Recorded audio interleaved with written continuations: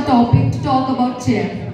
Chair, it is the thing which we are using it to sit. The things which we can put the our items or anything which we don't want. Like in my room, we keep the chairs. Like we have to sit, so we can use the chair. Or if we are not having any items that we don't want, we can put it in a chair.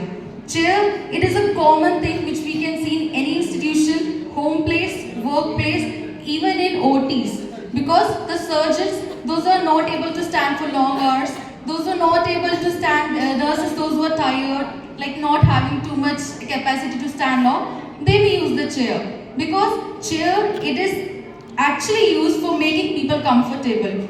Like if we go in metro stations and all, when there is no place to sit, people will be tired of standing like too long for in that trains and all. So when they go in the subways, they take the chairs or any seats. Because chair, it is an important part in our life. It provides us comfort and it makes us realize that comfort is really essential in our life. You can see, even now you are all are sitting in chair. By the way, you can also stand, but you have preferred to sit in a chair because it can give you comfort, relaxation, and it will be a pleasant feeling for you sitting in a chair, and that's a good deal.